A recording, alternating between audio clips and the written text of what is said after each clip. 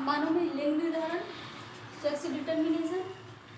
तो कोई भी प्राणी हो उसमें लिंग निर्धारण करने के लिए या लिंग निर्धारण वंशागत को जानने के लिए सबसे पहले हम उनमें पाए जाने वाले क्रोमोसोम के बारे में जानकारी प्राप्त करते हैं।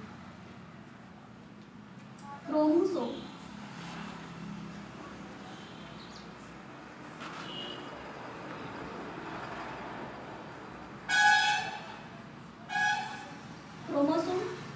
जिसे हम गुणसूत्र भी कहते हैं। क्रोमोसोम को हिंदी में गुणसूत्र कहा जाता है।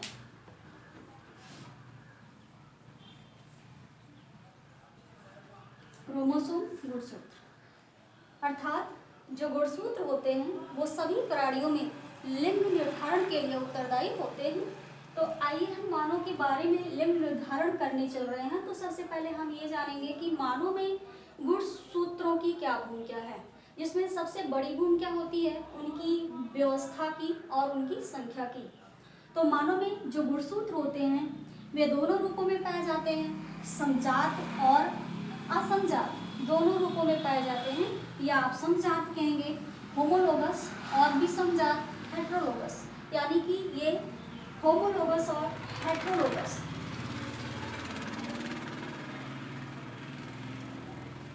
होमोलोगस, हेट्रोलोगस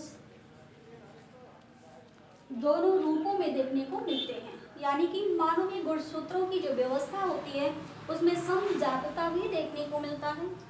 होमोलोगस का मतलब होता है समजात, हेट्रोलोगस का मतलब होता है विषमजात।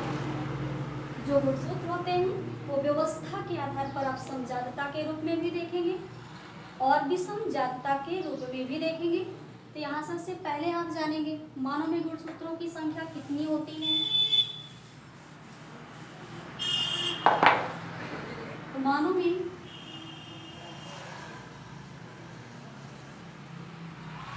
गुणसूत्रों की संख्या जो होती है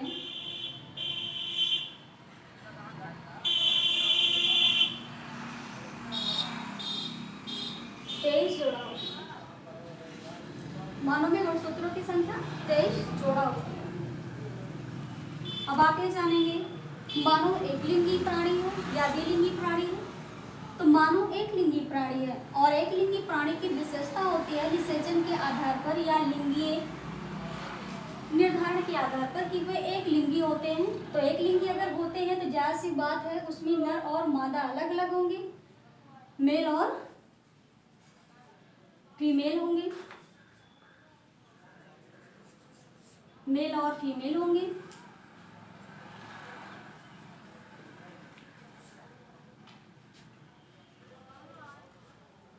और अगर ये मेल और फीमेल होंगे तो जाहिर सी बात है इनके बीच किस प्रकार का निषेचन पाया जाएगा, लैंगिक निषेचन पाया जाएगा। निषेचन का जो प्रकार होगा वो लैंगिक होगा, यानी कि नर और मादा लिंगीय संयुग्मन के द्वारा जो है नए संतति को जन्म देंगे। तो इसमें जो जनन की प्रक्रिया पाई जाएगी वो लैंगिक होगी और ये नर मादा में विभेदित होते हैं और ये एक लिंगीय होते हैं। तो गुणसूत्रों की संख्या हम बताएं आपको कि 23 जोड़ा पाया जाता है। मानव में जो गुणसूत्रों की संख्या होती है वो 23 जोड़े होते हैं टोटल। अब हमें ये देखना है कि नर में गुणसूत्रों की क्या व्यवस्था होती है और मादा में गुणसूत्रों की क्या व्यवस्था होती है।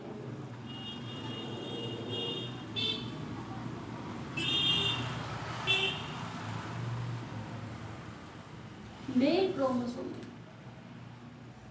तो संख्या तो बराबर है लेकिन इनकी व्यवस्था पे आप ध्यान देंगे तो मेल में जो क्रोमोसोम की व्यवस्था होती है वो हेट्रोलोगस होती है।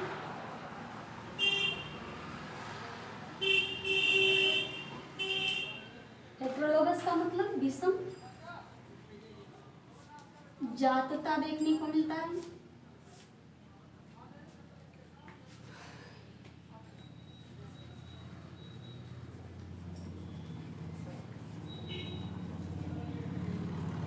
अब अब आप नंबर ऑफ क्रोमोसोम के बारे में जानकारी लेंगे, तो इनको हम आगे बताएं आपको।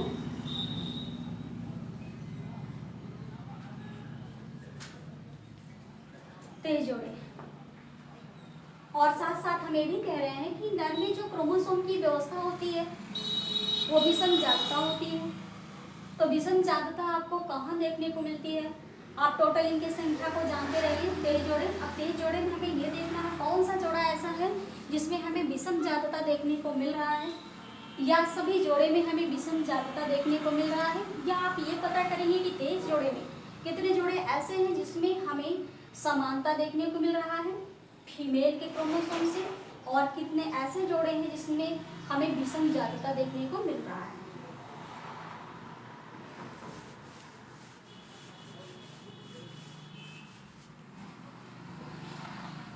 तो 23 जोड़े में से जो आपके 22 जोड़े क्रोमोसोम होते हैं,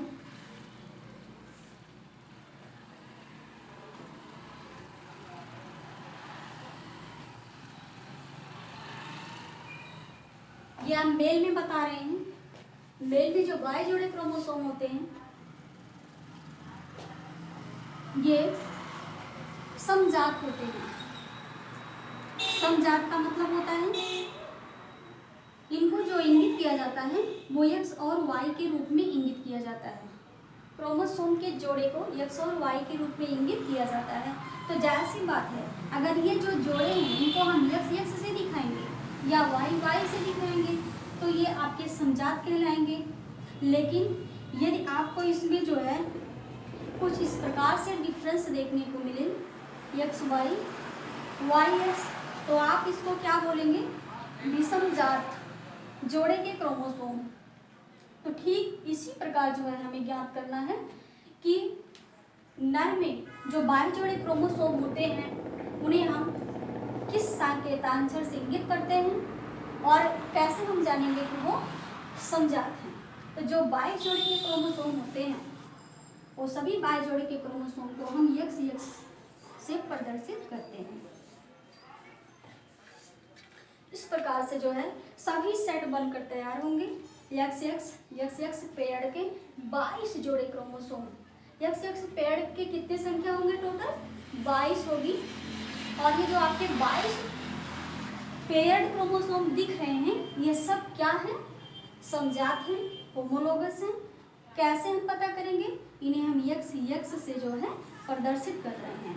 तो नर में 22 जोड़े जो क्रोमोसोम होते हैं वो होमोलोगस होते हैं अर्थात समजात होते हैं, जिन्हें हम एक्स से प्रदर्शित करते हैं। अब आता है जो है एक जोड़ा, 23वां जोड़ा जिसे हम कहते हैं। अब ये जो 23वां जोड़ा होता है इससे जो है हम विषम क्रोमोसोम जोड़ा कहते हैं। विषम क्रोमोसोम जोड़ा हम इसलिए कहते हैं कि इसमें जो जोड़े के क्रोमोसोम होते हैं वो एक्स ना होकर एक्स और वाई जोड़े में प्रदर्शित किए जाते हैं। एक्स जोड़े में ना होकर एक्स वाई जोड़े में प्रदर्शित किए जाते हैं। अर्थात ये जो है विषम जात होते हैं जिन्हें आप किसी भी रूप में इंगित कर सकते हैं। तो जो 23वां जोड़ा होता है वो विषम जातता प्रदर्शित करता है, जिसमें स्थित जो क्रोमोसोम होते हैं वह एक समान नहीं होते हैं। तो 23वां जोड़ा नर में जो होता है वो कैसा होता है? समजातता गुण वाला होता है कि विषम जातता गुण वाला? तो आप बताएंगे विषम जातता गुण वाला होता है। ये जो है विषम जातता को प्रदर्शित करता है या ये विषम क्रोमोसोम जोड़ा होता है। ये होगा आपका नर में क्रोमोसोम की व्यवस्था। अब आप जानेंगे मादा के बारे में।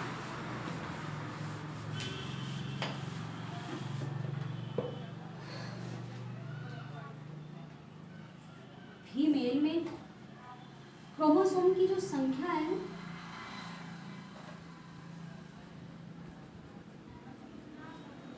वो 23 जोड़े की है। अब हमें ये पता करना है कि मादा में जो 23 जोड़े क्रोमोसोम पाए जा रहे हैं वे समजात हैं या विषमजात हैं। तो मादा में जो क्रोमोसोम की व्यवस्था होती है वो समजातता रूप में होती है। सारे जोड़े के जो क्रोमोसोम होते हैं वो समजात होते हैं, अर्थात इनको हम किस रूप में इंगित करेंगे, इनका जो सापेक्षाक्षर होगा, अभी अभी हम बताए कि इनको XY से प्रदर्शित किया जाता है। तो अगर मादा में समजात व्यवस्था देखने को मिलती है क्रोमोसोम में, तो सभी जोड़े के क्रोमोसोम को हम XX से प्रदर्शित करेंगे, यानी कि जो मादा में क्रोमोसोम के जोड़े होते हैं इन्हें XX से प्रदर्शित किया जाता है। और ये समजात होते हैं। समजात का मतलब कि 23वें जोड़े, टोटल जितने 23 जोड़े होते हैं इसमें, वो सभी 23 जोड़े को हम XX से प्रदर्शित करते हैं, XX के जोड़े से ही प्रदर्शित करते हैं। तो इस प्रकार से जो है इसमें 1 से लेकर 23 तक आपके जितने भी क्रोमोसोम पेयर्ड दिखेंगे सब होमोलोगस होंगे, लेकिन मेल में अभी हम बताए आपको 22 तक जो क्रोमोसोमल पेयर बनते हैं उन्हें हम XX से प्रदर्शित करते हैं। और ये आपके मादा क्रोमोसोम के समान होते हैं, लेकिन जो लास्ट क्रोमोसोम पेयर होता है जिसे हम 23वां जोड़ा कहते हैं, उसमें क्रोमोसोम की व्यवस्था XY होती है। तो ये आपका जो जोड़ा है 23वां जोड़ा नर में, वो कैसा होता है, विषम जोड़ा होता है, विषम जातता को प्रदर्शित करता है, इन मादा से भिन्न होता है, जबकि मादा का जो 23वां जोड़ा है वो अन्य सभी जोड़े के समान होता है। इसलिए एक लिंगी नर और मादा मानव में आप मानव को जो है, यानी कि मादा को आप क्या कहेंगे, समजातता, और जो आपके नर होते हैं उनको हम क्या बोलेंगे, विषम जातता।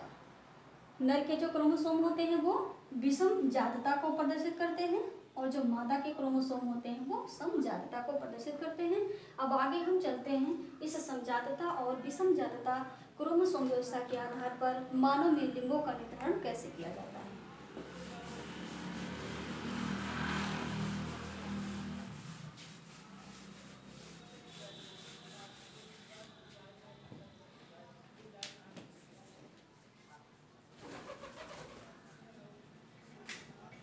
पैरेंटल सेल,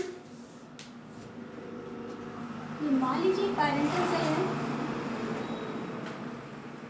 इसमें 23 जोड़े क्रोमोसोम हैं, ये 23 जोड़े क्रोमोसोम हैं, इसमें पैरेंटल सेल है ये जो विभाजन के लिए तैयार होगा।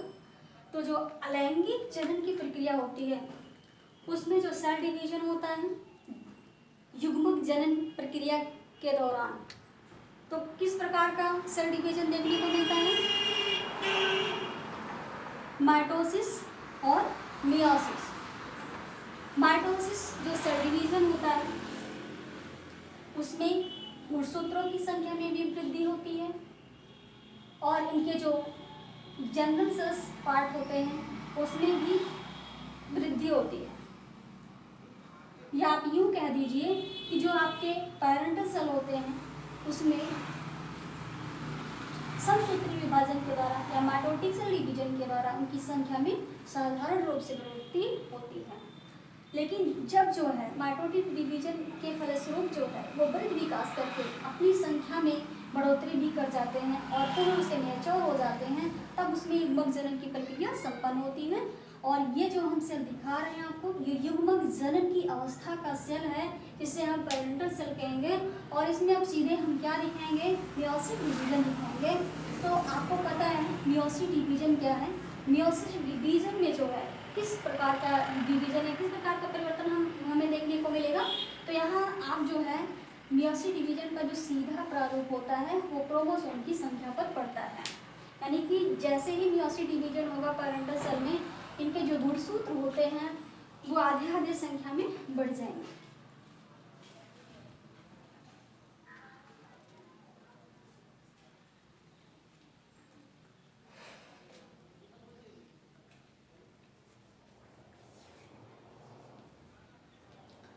अब यहाँ आपके क्रोमोसोम जो है पेयर्ड है, लेकिन जब इसमें मियोसिस डिवीजन होगा तो इनसे जो दो सेल बनेंगे जिन्हें हम जो है गैमेट सेल कहेंगे या युग्मकोशा कहेंगे।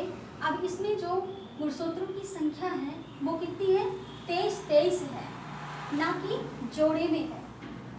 जो गुणसूत्रों की संख्या है वो कितनी है, संख्या में 23 है, ना कि जोड़े में। जबकि यहाँ एक सेल में आप देख रहे हैं गुणसूत्रों की संख्या कितनी है, 23 जोड़े हैं। लेकिन यही 23 जोड़े के जो हैं मियोसिस डिवीजन के फलस्वरूप जोड़े के जो क्रोमोसोम हैं वो विभाजित हो जाते हैं। आधे क्रोमोसोम जो है, यानी कि जोड़े के जो क्रोमोसोम आधे होते हैं वो एक युग्मक सेल का निर्माण करते हैं, और आधे क्रोमोसोम जो जोड़े के हैं वो एक युग्मक सेल का निर्माण करेंगे, और इसी प्रक्रिया को हम युग्मक जनन भी करेंगे। इस प्रकार से यहाँ हम जो युग्मक सेल दिखा रहे हैं जिससे हम गैमेट सेल कहते हैं।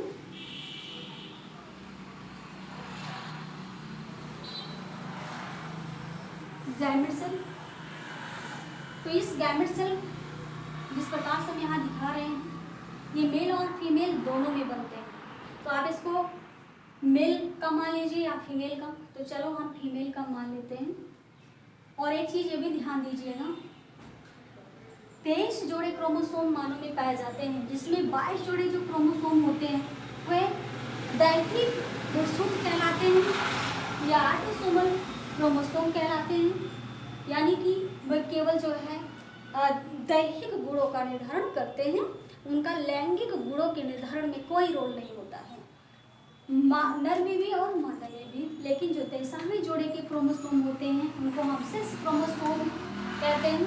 वो जोड़े के जो क्रोमोसोम होते हैं 23वें जोड़े के, उन्हें हम सेक्स क्रोमोसोम कहते हैं, यानी कि लैंगिक गुणसूत्र उन्हीं को कहा जाता है, और वही जो है युग्मक जनन की प्रक्रिया में भाग लेंगे और वही निषेचन में भी भाग लेंगे, और उन्हीं से संतति लिंगीय निर्धारण का पता भी चलेगा। तो यहाँ हम केवल आपको लिंगीय गुणसूत्र के बारे में बता रहे हैं, किस प्रकार से लिंगीय गुणसूत्र का मियोसिस डिवीजन होता है, और उनसे जो है हैप्लॉइड गैमेट सेल बनते हैं, और इनका किस प्रकार से आपस में फर्टिलाइजेशन होता है, और फिर जो है डिप्लॉइड जाइगोट सेल बनता है। तो ये आपके जो है हैप्लॉइड गैमेट सेल बने हैं। तो चलिए आप इससे जो है मादा मान लीजिए, फीमेल का गैमेटाइजेशन हम यहाँ दिखा रहे हैं, जिसमें जो गुणसूत्र हैं उन्हें हम यक्ष से प्रदर्शित करेंगे। ठीक उसी प्रकार से आप नर का भी ले लीजिए। तो नर का जो 23वां जोड़ा होता है हम आपको बताए हैं यक्ष और वाई होता है। उसमें जो व्यवस्था होती है गुणसूत्र की वो विषम जात के रूप में होती है, जिससे हम एक्स वाई से प्रदर्शन करते हैं। इनमें हमें जो है स्पर्मेटोजेनेसिस कराना है, जबकि इसमें अभी तक आप क्या करवाए हैं, गैमेटोजेनेसिस, और इसमें हम स्पर्मेटोजेनेसिस यानी कि मियोसिस डिवीजन इसमें भी होगा। अब मियोसिस डिवीजन से इसमें भी 2 सेल बनकर तैयार होंगे। अभी तो यहाँ पर जो क्रोमोसोम की संख्या दिखाई जा रही है वो पेयर्ड है। अब इसमें जो है मियोसिस डिवीजन के फलस्वरूप ये जोड़े के आधी संख्या में जो है समान रूप से 2 स्पर्म सेल में विभाजित हो जाएंगे, इस तरीके से 23 संख्या के रूप में, ना कि जोड़े के रूप में। तो यहाँ आप सीधे एक्स और वाई के रूप में प्रदर्शित करेंगे।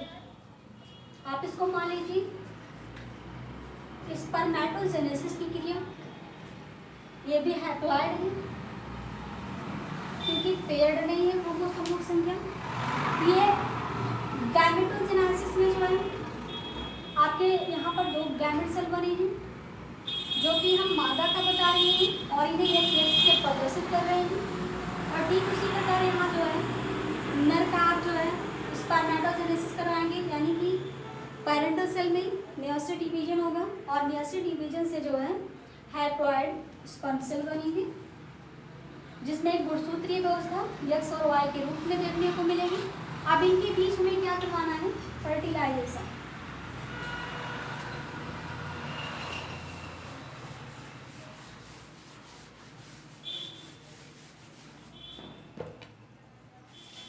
तो चलिए हम यहाँ बना लेते हैं स्पर्म सेल।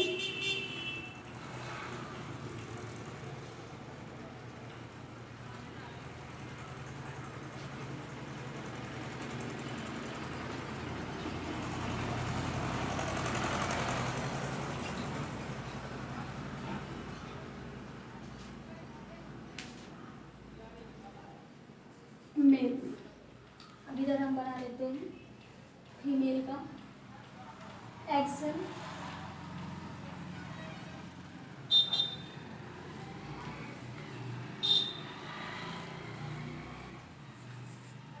चलिए ये एग सेल बनकर तैयार हो गए। हमें एग सेल जो हम दिखा रहे हैं किसमें दिखा रहे हैं, फीमेल में। ये फीमेल में है। अब हमें क्रॉस करवाना है, तो आप ध्यान देंगे फर्टिलाइजेशन के समय यदि स्पर्म सेल एक्स क्रोमोसोम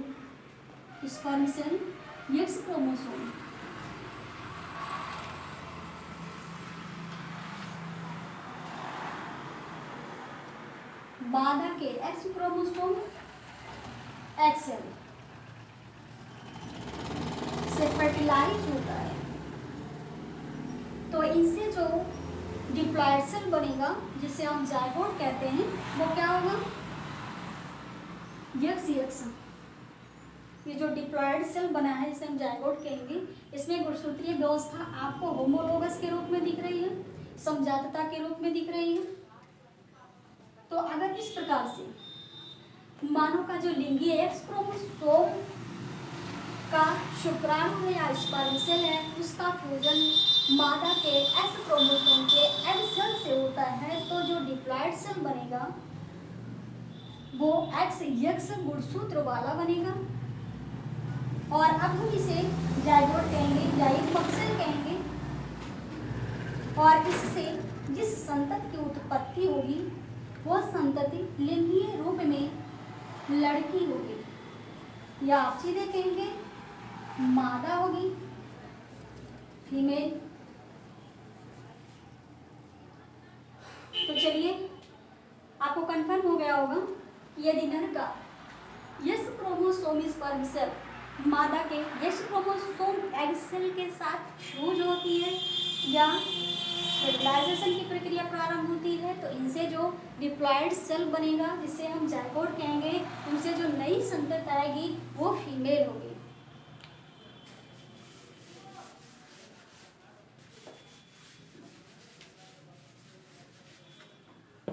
और यदि नर का वाई क्रोमोसोमल स्पर्म सेल मादा के किसी भी एक्स क्रोमोसोमल एग सेल से फर्टिलाइज होती है, तो जो डिप्लॉयड सेल बनेगा वो एक्स और वाई के रूप में बनेगा, जिसे हम विषम जातीय क्रोमोसोम जोड़ा कहेंगे। और ये जो आपका डिप्लॉयड सेल बना है ये विषम जातीय डिप्लॉयड सेल है, इससे हम जायगोट क्या युग्मक कहेंगे। और इससे जो नवीन संतति आएगी वह नर के रूप में देखने को मिलेगी, अर्थात मेल होगा। तो अब आपको स्पष्ट हो गया होगा, मानव में लिंगों का जो निर्धारण किया जाता है वह गुणसूत्रीय व्यवस्था के आधार पर की जाती है। और गुणसूत्रीय व्यवस्था का जो आधार है वो किसके ऊपर निर्भर करता है, नर या मादा के ऊपर। तो आप बताएंगे नर के ऊपर, क्योंकि नर का जो गुणसूत्रीय व्यवस्था होती है वो विषम जातीय होती है। नर में जो 22 जुड़े क्रोमोसोम होते हैं वो ठीक मादा के सभी 23 जुड़े क्रोमोसोम के समान होते हैं, लेकिन जो 23वां जोड़ा होता है वो विषम जातीय होता है, जिसे हम XY से प्रदर्शित करते हैं। और यही 23वां लिंगीय जो विषम जातीय क्रोमोसोम का जोड़ा है, यही जो है लिंगों के निर्धारण के लिए उत्तरदायी भी माना जाता है। तो आज के टॉपिक में बस अब यहीं तक। कल हम आपको बताएंगे मधुमक्खी और पक्षियों के बारे में लिंगों का निर्धारण कैसे होता है।